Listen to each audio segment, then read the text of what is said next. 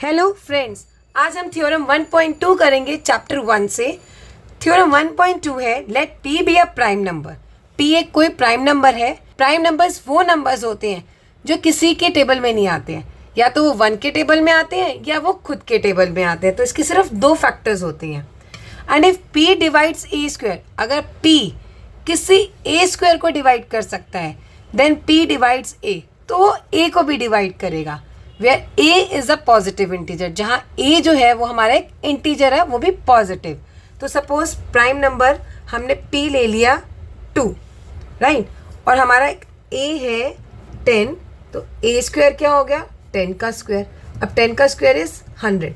तो हमारी थ्योरम कहती है कि अगर p कैन डिवाइड 100, क्योंकि a स्क्वायर को तो p डिवाइड कर सकता है, यस, 2 5 10, 2 0 0, तो p2 जो है वो हमारा a स्क्वायर 100 को डिवाइड कर सकता है, तो p a को 10 को भी डिवाइड कर सकता है, यस, 2 5 10।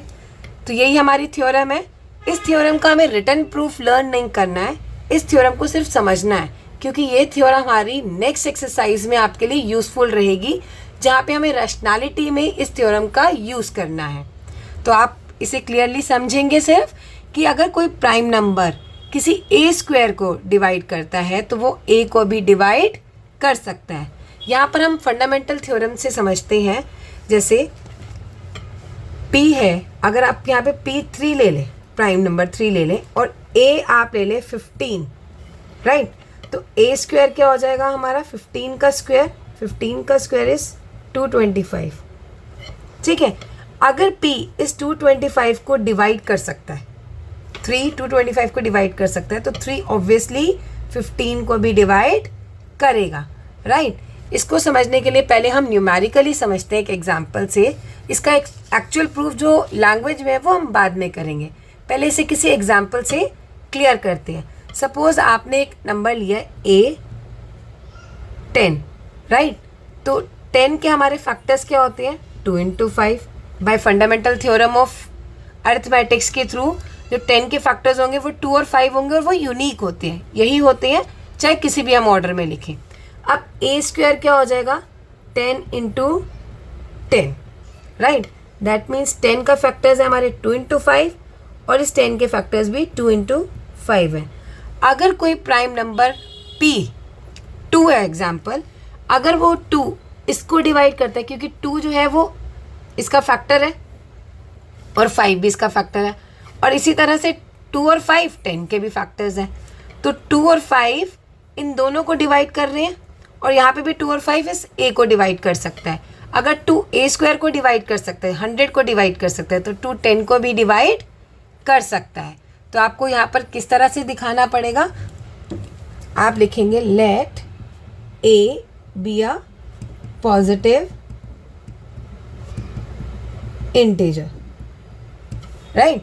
देन उसके फैक्टर्स कैसे होंगे, इसके फैक्टर्स क्या होंगे, इसके फैक्टर्स होंगे p1 p2 और pn तक। हमने मान लिया, हमें नहीं पता क्योंकि a कौन सा नंबर है, तो इसके फैक्टर्स भी p1 p2 p3 p4 कुछ भी हो सकते हैं। अगर a 10 होता तो इसके फैक्टर्स 2 × 5 लिखते, राइट।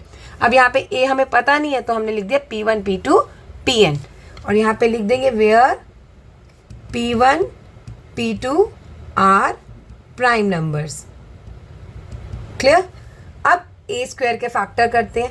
a स्क्वायर के प्राइम फैक्टर्स क्या होंगे, जब a के ये है तो a स्क्वायर के मतलब a × a, p1 × p2 pn तक, ये रिपीट हो जाएगा p1 × p2 × pn, ये a स्क्वायर के फैक्टर्स हैं। इसका मतलब p इसको डिवाइड कर सकता है, राइट।